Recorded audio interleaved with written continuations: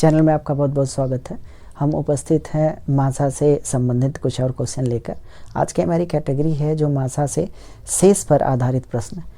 Exams में कुछ question ऐसे आते हैं जिसमें ये बोलता है कि इन दी गई संख्याओं में जो है जब ये भाग देते हैं तो कुछ शेष बचता है, तो बड़ी से बड़ी संख्या कौन सी है। मतलब वो बोलता है दी गई 3 संख्याएं दी रहती हैं, उसे बोलता है एक संख्या ऐसी है जिससे हम इनमें भाग देते हैं तो कुछ शेष बचता है, तो वो शेष वो संख्या क्या है। तो क्वेश्चन में आप एग्जाम्पल के तौर पर देखें तो एग्जाम्पल के साथ आपको क्लियर आएगा समझ में। तो हमने क्वेश्चन पहला लिया है। क्वेश्चन हो जाएगा वह बड़ी से बड़ी संख्या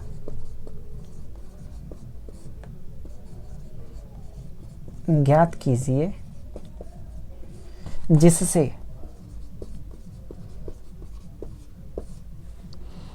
जिससे 411, 684 तथा 821 इसको विभाजित करने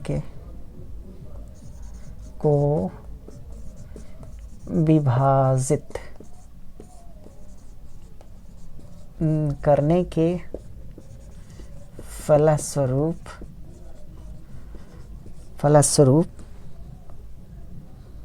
क्रमशः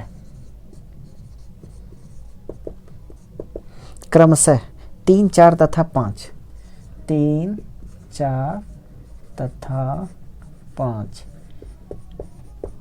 शेष फल आता है। ये क्वेश्चन है। पहले आप क्वेश्चन को ध्यान से समझें। इसमें बोल क्या रहा है, वह बड़ी से बड़ी संख्या मतलब बड़ी से बड़ी संख्या ज्ञात करनी है जिसमें 400 जिससे यानी इस संख्या से जब 411 में भाग दे तो शेष 3 बचे। इसी संख्या से जब 684 में भाग दे तो 4 शेष बचे। इसी संख्या से अगर हम 821 में भाग दे तो 5 शेष बचे। तो इसका मतलब ये हुआ कि अगर हम इसमें से 411 से 3 निकाल दें तो पूरी भाग चली जाएगी। 4 से अगर इसमें 684 से 4 निकाल दें तो पूरी भाग चली जाएगी। अगर हम 821 से 5 निकाल दें तो पूरी भाग चली जाएगी। कॉन्सेप्ट ये बनता है। तो ये हमारा क्वेश्चन है। हम इसको अब सॉल्व करने की कोशिश करेंगे। इसको देखेंगे कितने बेहतरीन तरीके से इसको हम कर सकते हैं और कितनी जल्दी हम अपने एग्ज़ाम के लिए इसको तैयार कर सकते हैं। तो पहला जो तरीका है वो पहला तो ये है कि आप क्वेश्चन को भली भांति समझ लें। इसमें कौन कौन सी बारीकियां हैं, यानी जब ये क्वेश्चन सामने आएगा तो उसमें क्या हमें क्लू मिले जिससे हम ये समझ जाएं कि इसमें मासा ही पूछा है और कौन सा तरीका क्या लगाएं कि हमारा क्वेश्चन सॉल्व हो जाए। तो ये जानना बेहद ज़रूरी है। तो उसके लिए क्वेश्चन को बार बार पढ़ें, बार बार प्रैक्टिस में लाएँ, बार बार उसको देखें समझें और जिससे आपके माइंड में ये उसकी पैठ बन जाएगी, आप आराम से कर लेंगे। तो क्वेश्चन को देखते हैं जैसा कि इसमें दिया गया है। तो इसमें पहले ये शेषफल घटा लें। तो 411 से हम 3 घटाएंगे तो ये हो जाएगा 408। फिर 684 से 4 घटाएंगे तो ये हो जाएगा 680। और फिर इसमें 821 से 5 घटाएंगे तो हो जाएगा 816। तो ये तो हमारा क्वेश्चन में हो गया। इसके विकल्प देख लेते हैं। अगर आपको विकल्प मिल जाएंगे तो ये क्वेश्चन आपके लिए आसान हो जाएगा।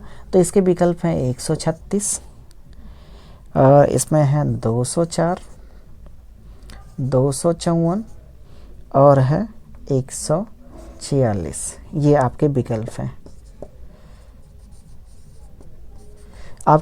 हैं। ये भाज्यता के नियम को लगाते हुए आप इसको आराम से कर सकते हैं और कुछ खास नहीं करना है। आप भाज्यता का अपना नियम लगाते जाइए, कहाँ कैसे क्या करना है लगाते जाइए। अब यहाँ देखें किस तरह से कर सकते हैं इस क्वेश्चन को। अब देखें यहाँ पे ये देखें, पहले ऊपर से चलते हैं, इसे देख लें। इसमें हो जाएगा 136 है तो क्या 136 से 408 भाग जाएगी। 13 दूनी 13, 13 तियां 39 नहीं जाएगी भागे से। 13 तियां 39 39 के बाद इसमें 36 भाग चली जाएगी इससे। दूसरी ये 204 से भाग इसमें जाएगी, नहीं जाएगी, इसमें नहीं जाएगी भाग 204 से, इसमें चली जाएगी, इसमें नहीं जाएगी, तो 204 नहीं हो सकता। तो अब इसके बाद 254 ये 25 दूनी 50 500 हो जाएगा, तो ये नहीं होगा।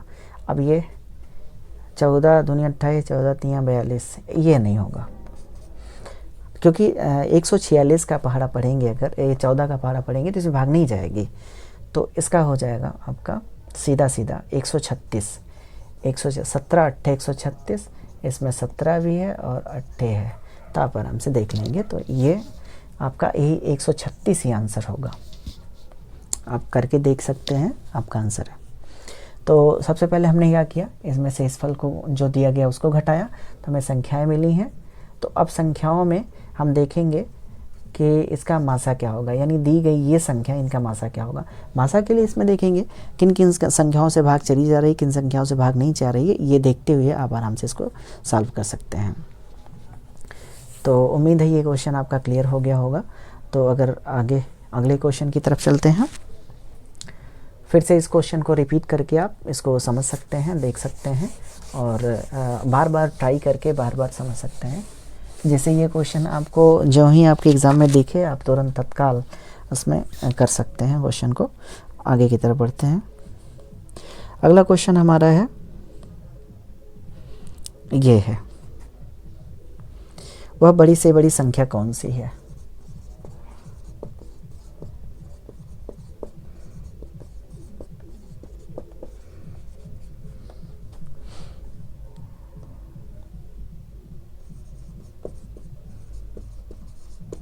वह बड़ी से बड़ी संख्या कौन सी है जिससे जिससे 1657 तथा 2037 में भाग देने पर क्रमशः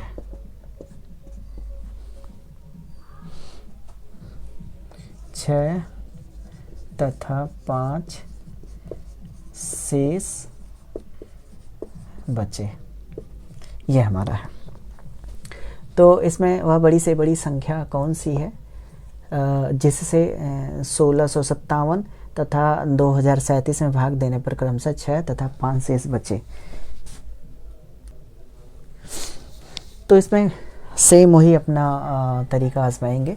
1600 इसके ऑप्शन पहले लिख लें, इसके ऑप्शन पहले लिख लीजिए। इसमें ऑप्शन है 127, पहला ऑप्शन है 127, दूसरा ऑप्शन है 133, तीसरा ऑप्शन है 235, अगला ऑप्शन है 305, ये ऑप्शन। तो इसमें पहले 1657 में से 6 निकालें और फिर 2037 में से 5 निकालें। तो ये 6 निकालेंगे तो आपका 1651 हो जाएगा, और इसमें निकालेंगे तो 2032 हो जाएगा आपका। तो ये आपका क्लियर है।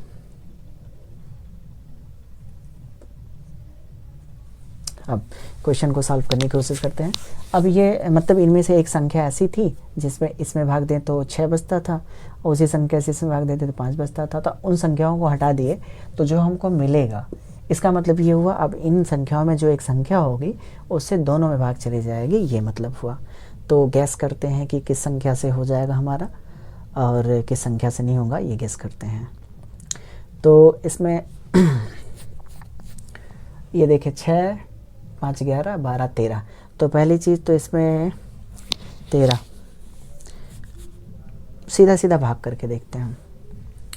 तो ये देखें, अगर यहाँ इकाई पर 5 है तो ये कभी भी इसका इस संख्या से जो भाग जाएगी, जिस संख्या में भाग जाएगी वो उसका कभी भी दो तो नहीं हो सकता, ना तो एक ही हो सकता है, तो इस संख्या से भाग जाएगी नहीं। सबसे पहला तरीका है। दूसरा तरीका ये देखें, अब इसमें हम एक कॉन्सेप्ट की तरफ बात नहीं करते, इसमें आप ज्यों धीरे धीरे आप मैथ के अंदर धीरे धीरे घुसते हैं, धीरे धीरे जिन चैप्टर्स को कवर करते हुए जाते हैं, तो सारे चैप्टर्स से एक आपको अलग से एक कॉन्सेप्ट मिलता जाता है। हर चैप्टर, हर क्वेश्चन आपको एक अलग कॉन्सेप्ट छोड़ कर जाता है, जो अगले क्वेश्चन के लिए आपको प्रिपेयर करता है। ये बात आप माइंड में ज़रूर रखें। Every question prepares you for the next question, आपके अगले क्वेश्चन के लिए आपको प्रिपेयर करता है। तो इसमें देखिए कॉन्सेप्ट कहाँ कहाँ से आए हैं, इसमें देखते हैं। तो ये 305 इसको यानी डिवाइड नहीं कर पाएगा, क्योंकि इसमें जो 5 का मल्टीप्लाई होगा, एक जो यूनिट डिजिट होगा यानी इकाई का अंक होगा, वो 0 होगा 5 होगा, 0 होगा 5 होगा, जबकि इसमें 2 है, इसमें 1 है, तो ये नहीं हो सकता। तो इसी के क्रम में ये भी नहीं हो सकता, ये भी नहीं हो सकता।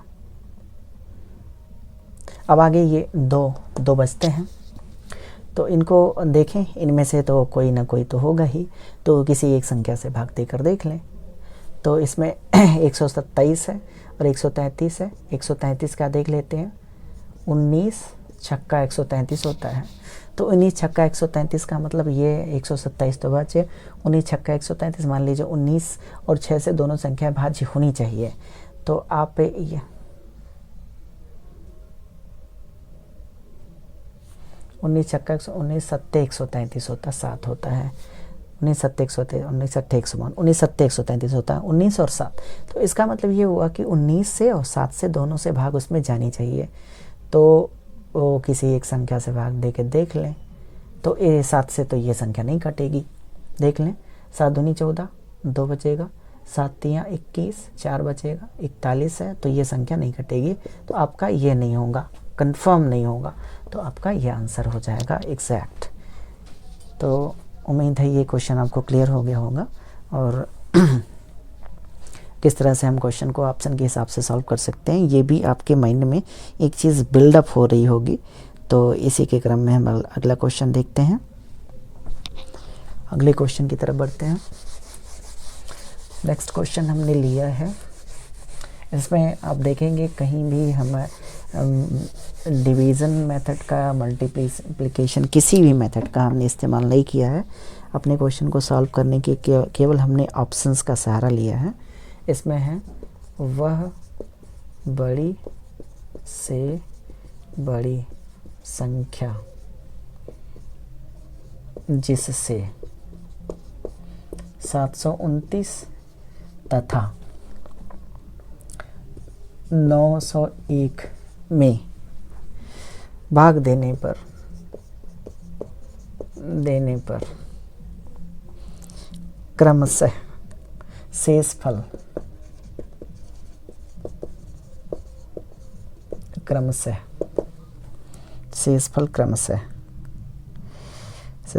9 और 5 होगा तथा 5 होगा। इसके ऑप्शन देख लेते हैं। ऑप्शन इसके है 15, 16, 19 और 20। 15, 16, 19 और 20 ये आपके ऑप्शन है। तो फर्स्ट सबसे पहले ये करें, 729 में से 9 घटाएं तो 720 हो जाएगा, और 901 में से 5 घटाएं तो ये 896 हो जाएगा। 901 में से 5 घटाएं 896 हो जाएगा, ये हुआ। तो इसमें अब इसमें भी कुछ तरीके आजमाएंगे। ये तो 20 से नहीं घटेगा, तो 20 नहीं होगा। अब 19, 16, 4 ये संख्याएं हैं। इसमें 3 है, 5 है, इसमें 4 है, और इसमें 19 है। तो ये देखें 16 से नहीं कटेगा, ये 16 से नहीं कटेगा। 16 चौक को 64 हो जाएगा, क्योंकि इसमें एक 3 है। 16 चौक को 64 नहीं कटेगा 16 से, तो ये ऑप्शन नहीं होगा। 20 का आपका गया, 16 गएगा। 15 का देख लेते हैं। 15 का मतलब ये 15 से कट जाएगा, ये 8 6 14, ये 3 से नहीं कटेगा, ये 3 से नहीं कटेगा, इसलिए ये नहीं होगा हमारा। तो आंसर हो जाएगा 19, आंसर हमारा हो जाएगा आपका 19, कन्फर्म आपका आंसर हो जाएगा 19। बेझिझक आप आराम से ऑप्शन को टिक कर सकते हैं। ये आगे क्वेश्चन में हम फिर उपस्थित होंगे। अब उम्मीद है कि आपके सारे क्वेश्चन आपको समझ में आए होंगे। अगले वीडियो में पुनः उपस्थित होंगे, तब तक के लिए धन्यवाद।